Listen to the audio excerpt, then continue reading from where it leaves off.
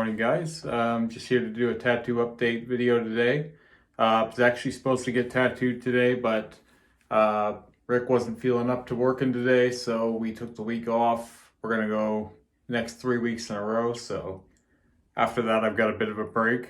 I've got some training up in Kelowna, and so it'll probably be 3 or 4 weeks in between tattoos for me. So that's going to be hard. I'm probably going to be going through withdrawals for that, but that's okay. I will prevail. I always do. So yeah, 3 weeks in a row I'll be doing tattoos. I'm going to be getting, I'll show these off. My neck is healed now. So the lines stayed nice and dark. You can see Panther has done its trick. So again, we didn't redo the center of the rose here. And yeah, you can see they're quite a bit darker. Even without the shading, I think they look quite a bit better than they did. So obviously, in a few weeks here, still 2 weeks from now, I'll be doing the shading. I'm not sure if we'll get through the black and silver portions of the shading in that session, but we'll definitely do the black and hopefully the silver too. Silver and white, sorry. I believe we can do both, but it may take a second session. Just depends on how much time the black takes, really. But yeah, I could definitely sit for both. More to the point of this one, I've had quite a few little updates. So even though I didn't get tattooed this week, there was enough to talk about. I haven't showed off my healed hand tattoos, so I'll go ahead and do that now. So the moon has come out way brighter. The black didn't hold as well as the white did. There's some spots where the shading didn't work well. I'll get into why that happened in a minute. Yeah, the moon looks a lot better now. It's a lot more actually white now than it was. Again, we used titanium silver and what is it? I can't remember the brand of white we used for this, but fusion white and titanium silver. The combination seems to be doing really well for us. So, and again, we did that on my chest as well. The spider eyes. You can see the little spots, and obviously, it was done there just to create contrast between the black and the silver and white. So to make those pop, and they haven't really changed since they've healed. If anything, the black looks a little more solid as time goes on. It definitely doesn't look like it's fading. It looks like, if anything, the black comes out more as things settle. So anyway, yeah, the moon healed really well. Could have done better. I'll get into that in a minute. The rose, same thing. The white and silver worked better than the black, but it's still really there. The black did what it needed to. Again, I lost some of the black in places around the perimeter of the rose, but it's there enough that it gives it that lift that we wanted to kind of pop it off the hand. So it looks like three-dimensional, sort of. Now, parts of this are whiter than others, which means parts of the skin took the white better than others, and I think that's partly due to the healing of it. But we're planning on touching these up again here in just a few months. I'll probably do them in March, just because I'm going to be going through an occupation change. I'm going to be working at the shop.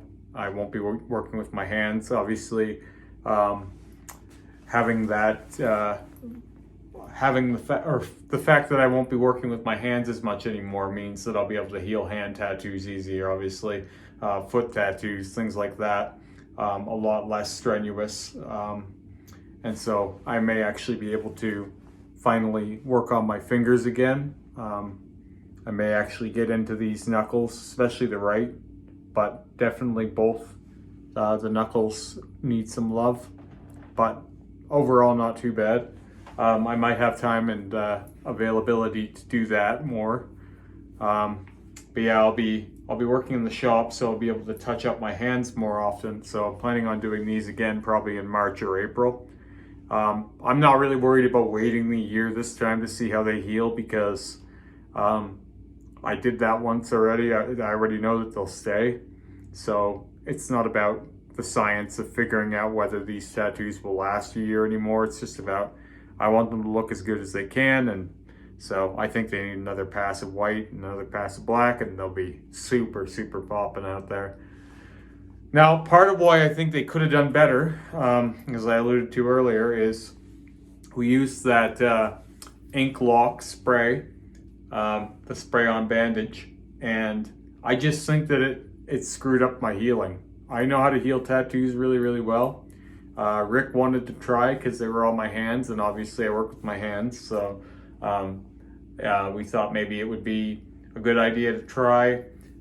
We've only ever used that stuff one other time, and it wasn't good that time either. So for me, that's 2 strikes. I'm not giving it till a third to decide that it's not for me. I don't know if it works for someone else really well.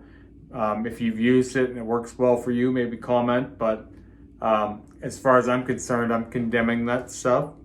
I've used all kinds of aftercare, from Sanoderm to Hustle Butter to Librafirm and Aquaphor and Green Glide, and just dry healing, all kinds of different methods. I've never had anything prevent the healing the way that this does. So what seems to happen is it blocks the air from getting into the skin, and without that, the air getting in, the wound just sits there and doesn't really heal. Now, obviously, I don't know the exact science on it, but I do know what my body's doing. And while that bandage was on, the skin wasn't healing properly. So it was just sitting there. It wasn't swollen. It wasn't like infected or anything like that, but it was just sitting there not healing. So all that time, I think it was actually having an adverse effect on the tattoo. And I think that the blacks would be darker, and I think that the whites would probably be a little whiter too. Now, it's a real shame that it's on my hands and I can't tattoo them right away again, because obviously I'm still working in the kitchen and working 6 days a week, and just no time to heal them without a vacation. So just the fact that it was on my hands is too bad. Now, again, this isn't to say I don't think they did pretty good, because I really do like the way they look. I just think that these blacks could be even blacker, and that may sound crazy, but I actually think this could have done better. So this is by no means saying the tattoo didn't go well necessarily, but it is me saying that I don't heal slow, and these took weeks to heal. They're still in some part healing. I can still see that shine on them, and they're still dry. Unless I lotion them, they're still quite dry. So my hands have been healing now for almost a month at the time of doing this video. If I hadn't used that stuff, they would have been healed in a week and maybe a week and a half. Generally, when I get tattooed on a Wednesday, I'm peeled and pretty well healed by the Saturday or Sunday. Now, I'll go a little longer for hand tattoos because hands are quite dry and they take a little longer to heal, but I wouldn't have imagined healing for weeks on end like I have been with, and I think that that's due to the Inky's ink lock spray. So if you're curious about that stuff, this is my official opinion on it, is that it's no good. I think it's junk, and we'll never be using it again. And in fact, Rick will never be using it again either, because he thinks the same way I do, is that these could have been even better than they are. And we don't like wasting time and effort, and we found the right inks and the right techniques to do this. And now for aftercare to screw with us like it has, that's not cool. Because the same thing happened the last time we used it. We used it on my stomach for one of the tentacles originally. And we used a little bit of red that session, and that's the darkest red out of any of the red he's used over my black. And I actually had some scabbing too, which, again, I don't scab from Rick. He's a heavy-handed tattooer, but he's very proficient. He doesn't spend much time overworking things. He saturates the skin and moves on.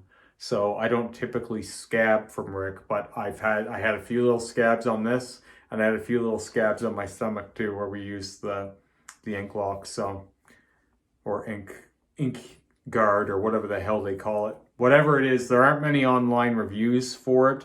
So I'm hoping that this will pop up when other people search for it, because I looked for some reviews on it myself, and there's almost nothing. All there are some star ratings and a few quick notes on the product, but there isn't much. So consider this my condemnation of it, and I don't advise anyone to use it if I haven't made that clear. For piercing stuff, I'm getting my nose pierced. I'm getting both sides of my nose pierced. I'm getting my nostrils pierced. I've had them done a couple other times. I used to have a double set of nostrils on each side. So a little tear here. Some people have probably noticed from where one had migrated. And then I had just the typical nostril locations as well. It's my son's 13th birthday, and I'm taking him to get his ear pierced. He's he doesn't know he's getting it done, but he's been quite excited to get his ear pierced for a while. So I am taking him in to get that done. And while I'm there, I'm going to get my nose pierced as well. So I'm just thinking keep them small. I was talking about stretching them to maybe a 2 gauge, but my wife isn't real happy with that idea. She thinks I have enough big holes in my face. So for at least for the first little while, they'll just be real small. I'm thinking of like flat heads on them, so they're not even going to stick out. They're just going to be little black discs, kind of. I think it'll be a nice accent on my nose to pull all the black bits in. Yeah, that'll be fun. So that's coming up here in just a week. No, 2 weeks, I think. Yeah, 2 weeks from now, I'm getting that done. And super excited about that. No new news for the left ear. Still thinking about taking out the top helix piercing here. But for the right ear, I was finally able to, and I think I finally got it this time, because it seems to be pretty good. It's being pretty good about it this time. I've been between 18 and 19 millimeters on this piece for a little while in my conch. And I think I finally got it settled in now at 19. The trick was I had a bit of a sore here in the inside of my ear where the conch jewelry was rubbing up. But I seem to have healed that spot up pretty well, and there's no pain there anymore. But because of that development, I think that's probably going to be where I call it. Also, being 19 millimeters is a conventional piercing size now. And so that means that there'll be lots of jewelry options for that. When you get into sizes that aren't typical for piercings, it's a little harder to find jewelry for them. So I think 19 millimeters and 16 millimeters on the left are both good sizes because they're both conventional piercing sizes. So, and also the increasing amount of discomfort with this one has told me that I'm probably at my anatomical limit. And pushing past that is, though I probably could, it's probably going to be more pain than it's worth. And living with it is going to be a real chore. So I think that's going to be it for that piercing. Anyway, I've gone a little longer than I wanted to. I hit all the topics I wanted to. And hopefully this wasn't too rambly. Yeah, I'll just give one more view of the rose and the moon. And have the line sealed on my neck. They look really, really cool. Even brought back some of the shading a little bit, just having them relined. So I'm really excited to see what the black and silver look like. And I'm hoping they can look at least as good as this one. And I think they'll look even better because they're not on a hand. And necks are a little easier to tattoo than, well, not tattoo, but they're a little easier to wear than hands. Hands take a lot more abuse, so. Anyway, I'll talk to you guys again soon and have a great day.